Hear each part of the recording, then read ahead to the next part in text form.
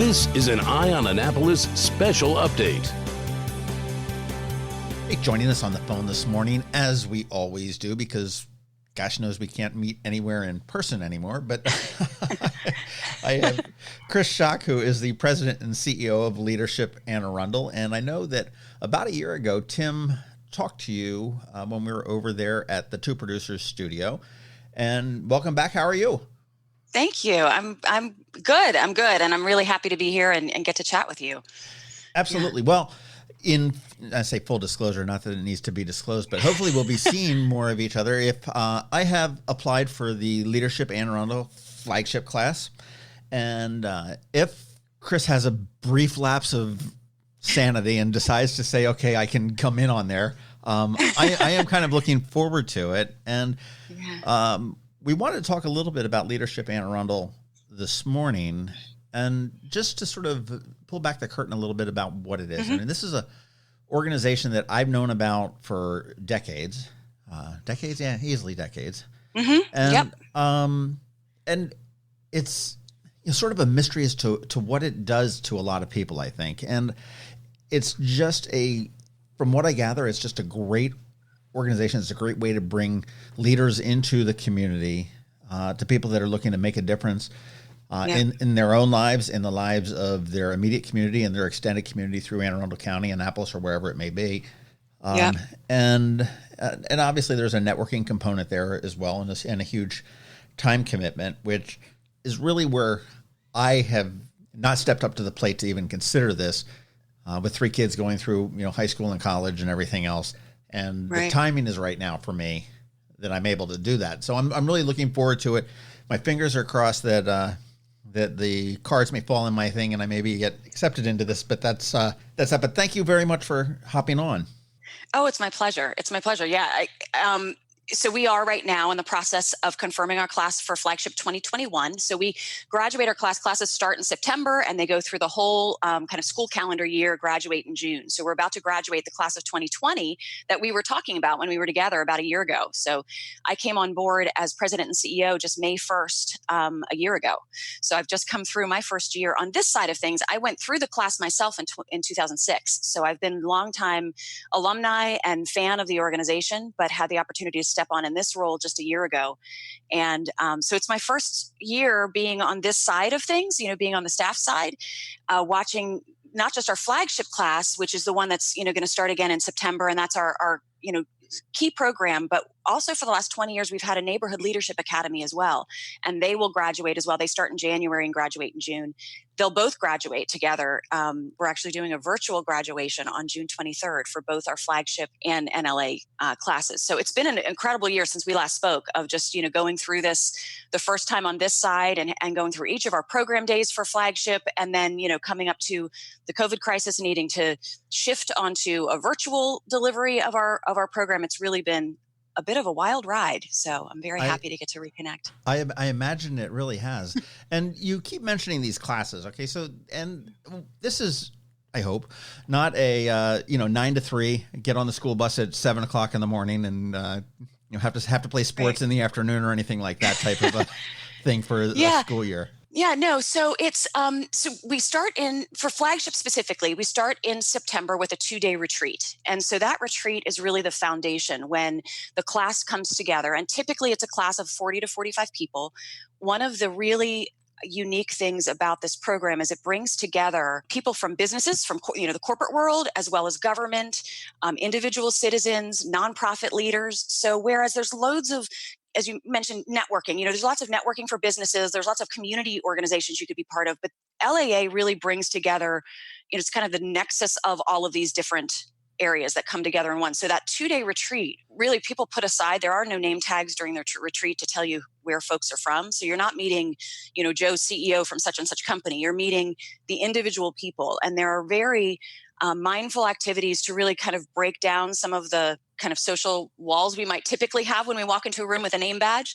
And people really bond in that retreat, and that sets the foundation. And then monthly, we get together one day out of the month. It's typically the second Thursday of the month. We do get together typically around 8 a.m. and go until 5 p.m. But it's not, to your point, like school where you're sitting and, listening to people talk at you all day. It's as experiential as we can get it. So things like, behind the scenes tours, and each of the days are different topics. So we start, after the retreat, the first topic is Government Day. So we get to a behind the scenes tour of both our state and county government to understand, really how our elected leaders make decisions and how those processes work. So ideally, if any of us are called to testify for a specific bill that would impact us, we will have had an opportunity to see how that works and demystify that a little bit. So that's Government Day. We go from there to Economic Development Day. There's cultural arts, and work our way around the year, the calendar, on these different topics. So again, what's cool is that you've bonded with these people from all these different areas, corporate, government, nonprofit, and so forth. And then you're going month by month in these topic areas, really digging in and getting a behind the scenes understanding. So you're building relationships on both of those tracks, so to speak. And I think that that's what really makes it so unique, is you get a behind the scenes understanding of your community, and you're building relationships with people who are also committed to having an impact in that community. So I think that's some of what makes it so unique. Well, I think it's interesting that you say that there's no name tags on that first retreat. And back in a prior life, before I moved down to Maryland, I lived outside of Philadelphia, and I used to volunteer with a fire department. And one of our big fundraisers was the Philadelphia Folk Festival. We did a pancake breakfast, and we used to run tractors to pull people from the farm where this festival was held to the thing. And it was always so neat to talk to the people, because this drew a crowd of, from all over the place and all walks of life. And I'm sitting there, and I'll tell a tale out of school, but there's somebody is, back in the thing smoking a joint. And I'm like, so what do you do? He says, oh, I'm the DA in Philadelphia. I mean, or something, I'm this high priced lawyer, or I'm this and that. And it's so, right. It was neat because they all had shorts on, they had 3-day beards, they all smelled, it was a real equalizer to bring everybody in and eliminate the names and eliminate the titles. And, this is Kris, this is John, and let's see what we can do. Well, and that's what's unique too, because you're with these folks then about LAA is you're with these folks through the year. So you do come to learn who they are and what their roles are. And you get to learn so much about them and their passions and their roles and all that as you work through the year. But to your point, the foundation is not in who they are and their roles. So it's a great combination, because you do get to learn from all of their experience and what kind of drew them to their roles. But that's not how you're starting to know them. And I think there's something really powerful about that. What defines a successful flagship class for you? Obviously, there's the completion of that. I mean, what is the goal of Leadership Anne Arundel to this flagship class? Okay, I mean, I can tell you that Dr. Arlotto, his goal is to graduate 100% of the people that pass through their high schools in Anne Arundel County, right, on to college. So all of them graduating certainly is but what graduation means, so they're going to graduate in June.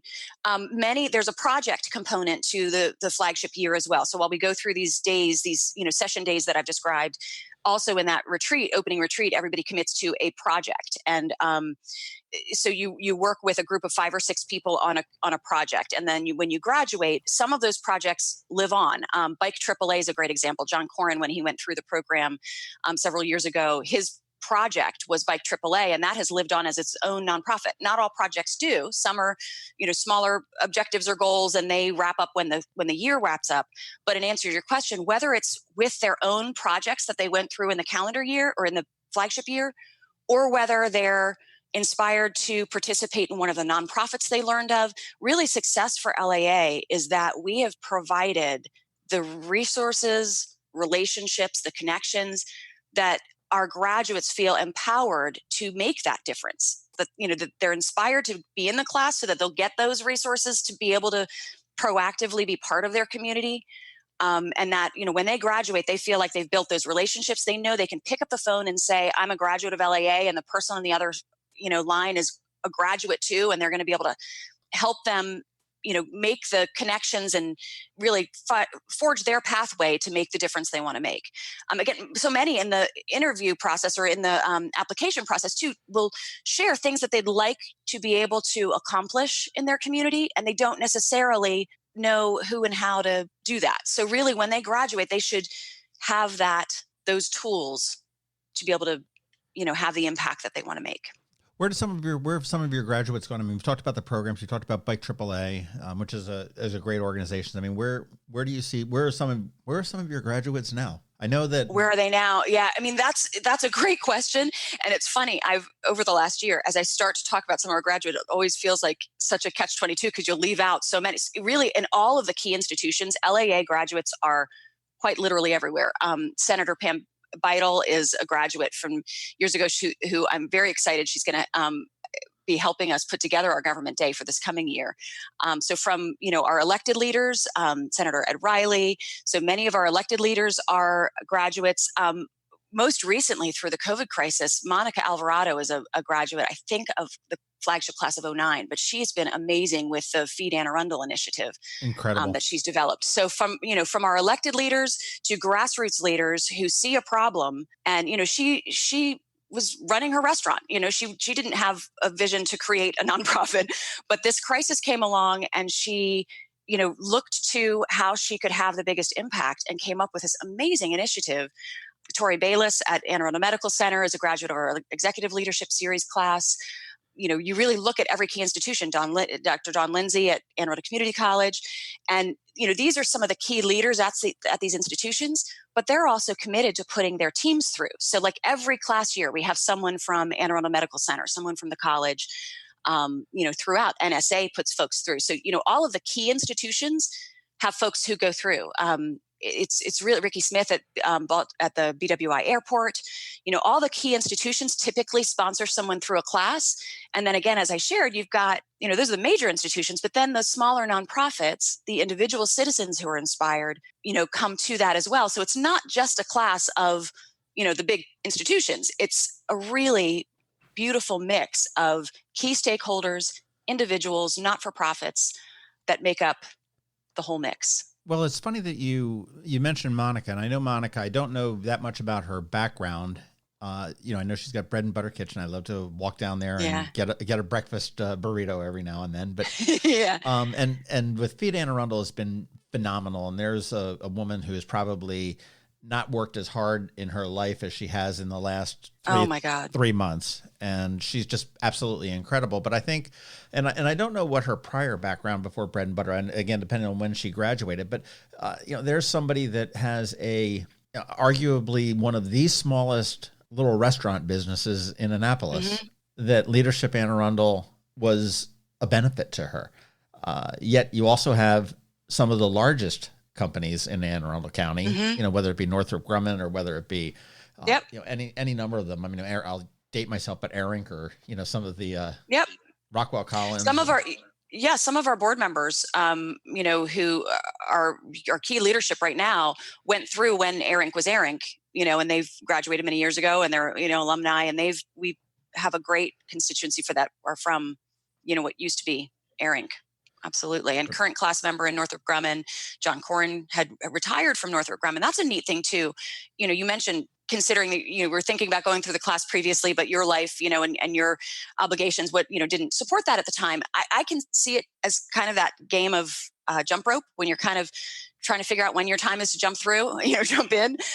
Some people don't step up to LAA until they retire. We've got somebody in the class right now who moved to Annapolis after her husband retired from a career in Montgomery County, and she had been a lifelong volunteer, just tremendous leader in Montgomery County as her kids went through school, and who created nationally recognized volunteer programs in Montgomery County. Well, they moved to Annapolis, and her main goal was where are my energies best utilized here. She didn't want to spend the next 5 years trying to figure out where she should put her energy. So that was her purpose in jumping into LAA.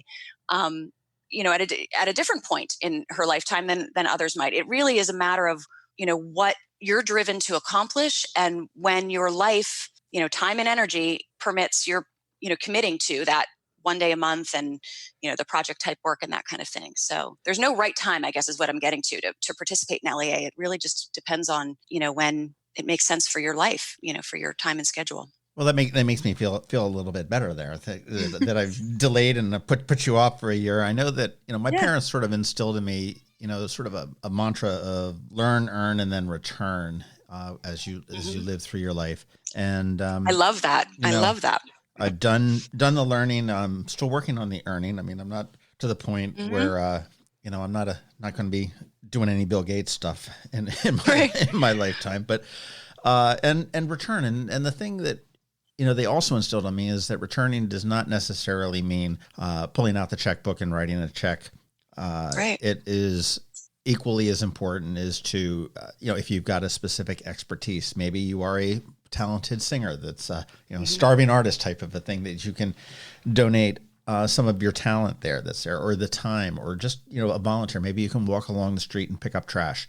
And adopt that street to make that thing. I know Bumper Moyer in Eastport does the Neat Streets Eastport, where they get a team together and they paint the curbs and they weed and they make, he's so proud that little triangle piece right there by the PNC Bank has flowers in it. And that's just, there's so many ways that you can give back. And I think that Leadership Anne Arundel County is, Leadership Anne Arundel is a way to sort of springboard that and do that. And I think that, I think the timing is right for me specifically, and that's exactly why. I mean, my kids are all graduated.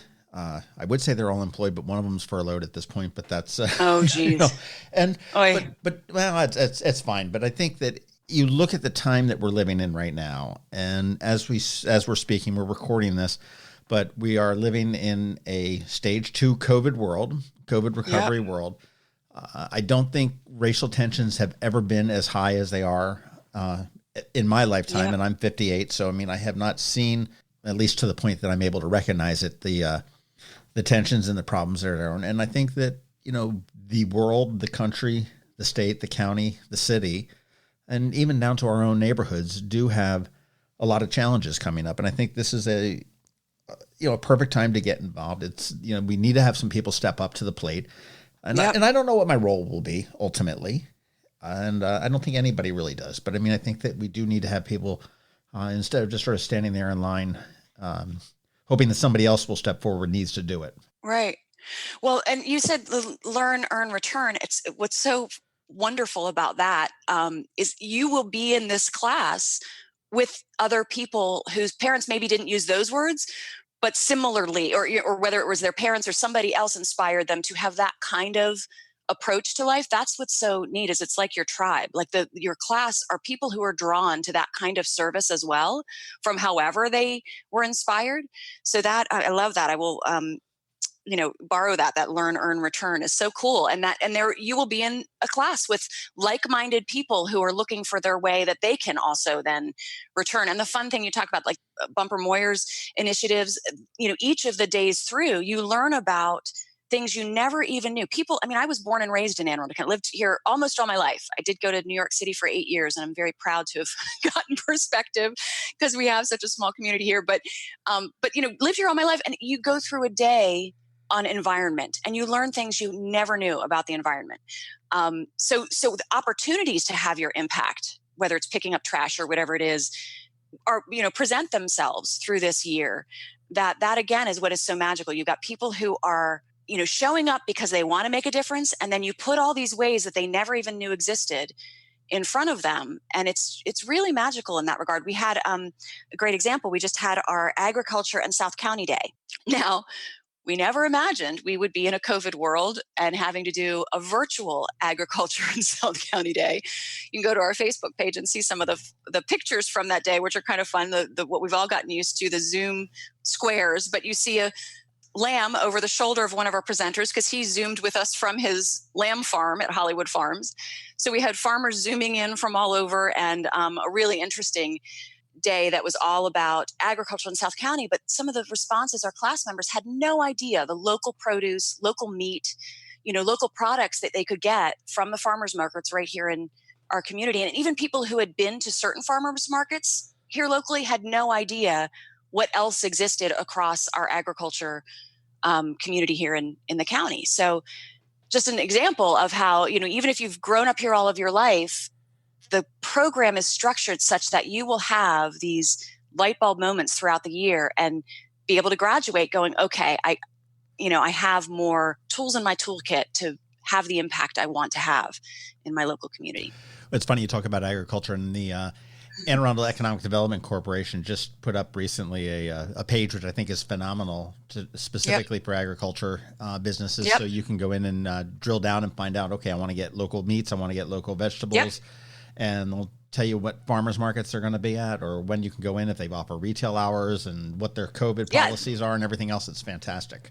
Totally. They're part of this day that we put together. So the Anne Arundel, there's also the Soil Conservation Office that's in the Anne Arundel County offices on Riva Road, are the two who volunteer to put the day together for us. So it's all of these days, by the way, this is a really important component, are put together by volunteers. So I'm one of only 2 actual employees for LAA. The organization is really a just incredible tribe of volunteers who put together, bring their expertise to the table to help, educate the class as to, what's available in our community. So Anne Arundel Economic Development, Lisa Barge has been, instrumental for many years in presenting on Ag Day.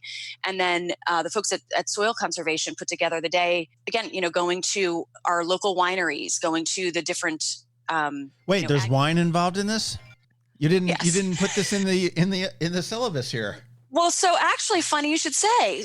Last year, so I went through Ag Day last year, right when I had come on board in this role, and we went to Doden Winery last year, which was a wonderful way to end the day of Ag Day. Well, this year, of course, we're in this COVID land, so we couldn't go to the winery. We had Thanksgiving Farms join us on our Zoom day, but what we've promised, so our response to this COVID challenge as an organization has been to do what we can right now.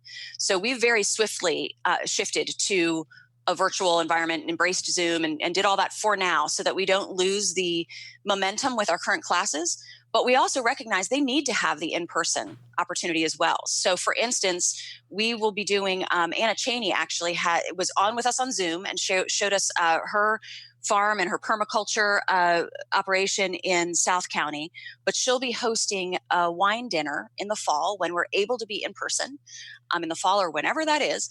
So we're kind of doing a rain check for an in-person that will have Anna, and Thanksgiving Farm has also volunteered to step forward and help us with the wine portion of a wine dinner. So really that approach of what can we do right now with the limitations that we have, and what can we look forward to bring the class together in an in-person environment, as we go further on. So wine involved for sure. And local food, just farm to table wine experience to bring the class back together. I'm really looking forward to that. Well, it seems to me that this is really a ability to have people that are interested get in and really have a deep dive into what makes our local world tick. We'll just say like the boundaries of Anne Arundel County, because it's called Leadership Anne Arundel, but it really makes it tick. I mean, I know there's public safety. I know that there's government, there's agriculture, there's business. I mean, I'm sure there's transit and transportation when we look at, BWI is such a hub and everything else as well. We had a phenomenal tour on Economic Development Day. We did a great tour with actually 2 of my class members back from the class of 06.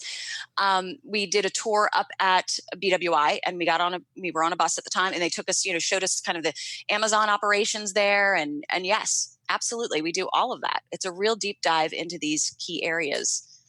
It's so much fun. Well, what is, okay, let's talk about your other program, the Neighborhood Leadership Academy. What is that about? So that came out of Flagship. So that was a project. As I mentioned, each Flagship class has multiple projects that come out. And about 20 years ago, a project was the Neighborhood Leadership Academy. And it is more of an approach to grassroots leadership. So where Flagship brings together the government, the individuals, the nonprofits, as I've described. Neighborhood Leadership Academy was founded really to provide resources and access for folks in the public housing communities 20 some years ago. It has expanded. It's not necessarily just individuals from the public housing communities, although we still have a great representation from those communities, but we have folks across grassroots who are really looking to get so much of what we do is about access to resources and relationships. So, who do they need to know to be able to, reach out and get assistance and help for their local initiatives, and what resources are they maybe not aware of that could also help in that regard. So that class meets just January to June. So where Flagship starts in September, Neighborhood Leadership Academy, we are recruiting for that in the fall, and then it starts in January, and we have 6 sessions, and they're on topics like relationship building, really understanding the resources that are available. Rob Levitt, who's also a graduate of the Flagship class, is one of our facilitators. He's fantastic. He's wonderful. Has Creating Communities is his nonprofit, and he is a phenomenal facilitator. And he does our opening session with us, and then he just came back recently for a second session with the class.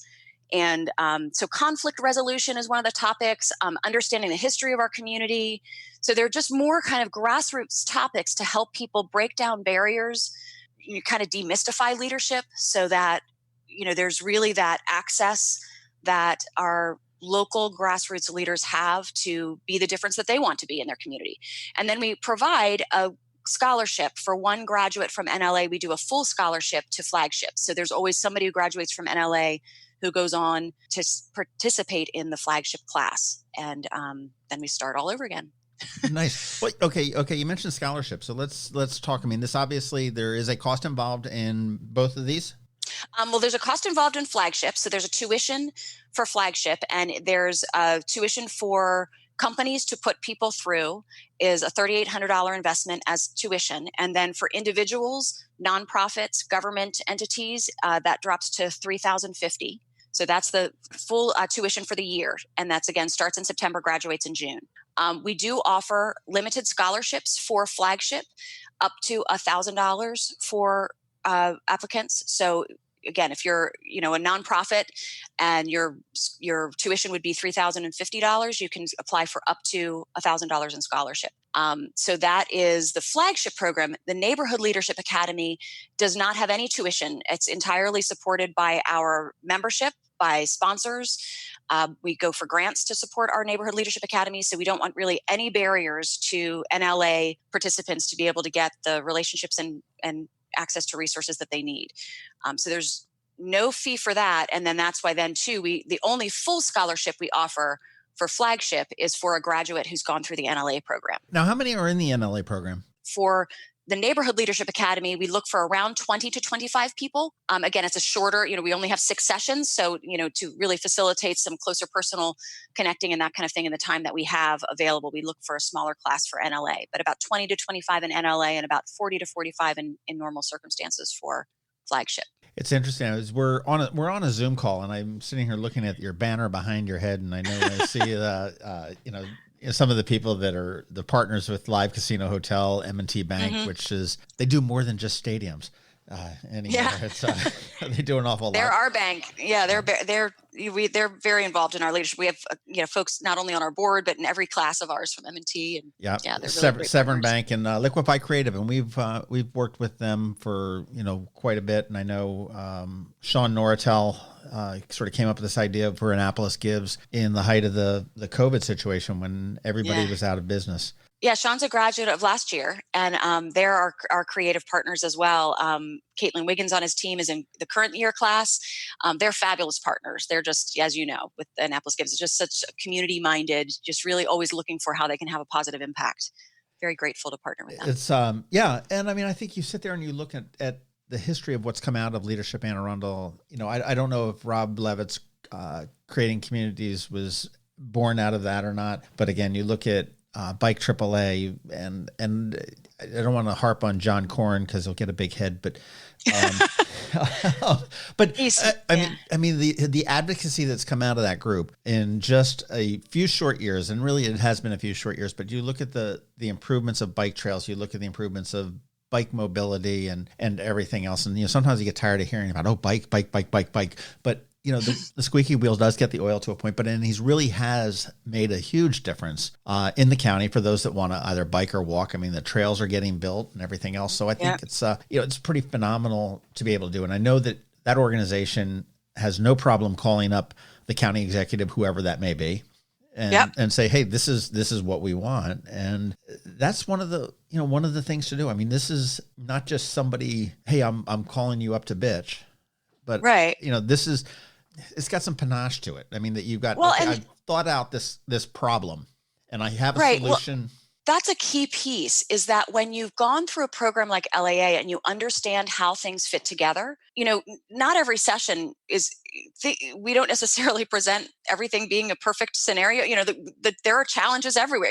Everything's not a neat and tidy package, but you learn when you go through Government Day or each of the, how things function. So when you're picking up the phone to ask for help, you're coming from an informed place that you have a bit of an understanding about how things work. And it just facilitates, I think, a more proactive conversation, a more productive conversation, and certainly John and what he's achieved with Bike AAA is a great example, but I think in so many areas too. So in Bike AAA is a great example too, because we now do the projects that we do in the flagship class. Our nonprofit partners are invited to provide a project for coming classes to consider.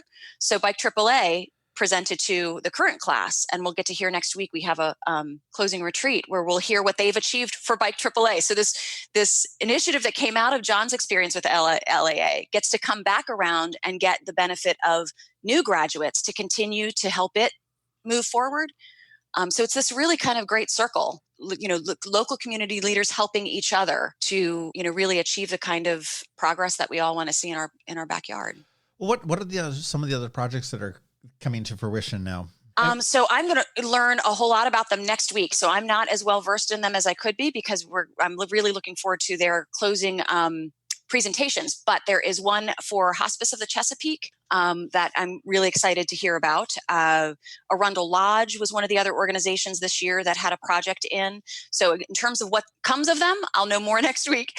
But the Maryland Reentry and Resource Center and Opportunity Builders are a couple of the other organizations that had a project with the current class. And again, some of them, when I went through in 2006, we were tackling transportation, which of course is the eternal challenge. So our project did not live on past the class of 2006, but it was a tremendous tool for us to learn a tremendous amount about organizations that at the time, like ARTMA and other transportation entities that existed. We learned a ton, but our project did not go past the class. Sometimes they do, sometimes they don't. Sometimes they really are those educational tools. And other times they're like AAA, become their own entities. You mentioned the Maryland reentry. Is that the same woman that presented at Ignite last year? It is Vanessa Bright. Yep. Oh, what a tremendous presentation that was. Now, I will say that Kris Shock is one of the brain children behind the Ignite series of talks, which I probably inadvertently and incorrectly call them TED Talk Lights, but that's a... It's a good way to know what they, we've referred to TED Talks quite a lot. It's the mantra being enlighten us, but make it quick. And I have to, full disclosure, did not create Ignite itself. Ignite is an international phenomenon that started in California many years ago. I was very fortunate to get to co-found the Ignite Annapolis initiative in 2009 with Jennifer Troy, who was the instigator because her husband, Dave Troy, had been instrumental in the Ignite Baltimore. ToadNet. Yes. So he had been instrumental in the early days of Ignite Baltimore. And so Jen said, Annapolis should have Ignite too. So back when I was with the Tech Council, we did the first one in 2009. And then especially then was, now that we have a lot more social media and, kind of technology tools than we did in 2009, they are still a lot of work to produce, but it's somewhat more technically doable than it was in 2009. So I just didn't have the bandwidth to continue them until about 4 years ago, when Liz Thibodeau was instrumental in stepping up with all of her incredible talent in video and production, and was willing to be my partner in crime. And we recruited Kathleen Booth to join us, and Trish Farrell and Jen Herson. So we're a team of 5 organizers. And that was, talk about the crazy times we're in. March 12th was supposed to be our Ignite Annapolis number 5. And it has been on hold since. And really, until we can envision being next to each other, in close proximity. We had over 600 people had bought tickets. So that's the scale of an event that I'm not sure when we'll be that close together. So hopefully within this year. We're still waiting to see, what makes sense for that. We didn't want to shift that one to virtual because being together is so much a part of the Ignite experience. I agree with you there. You can get more information for Leadership Anne Arundel at leadershipaa.org, right? That's your website? You can, absolutely. And we have our calendars there, and most everything we do, we welcome. So our alumni are, as I mentioned, the 1,400 and some alumni.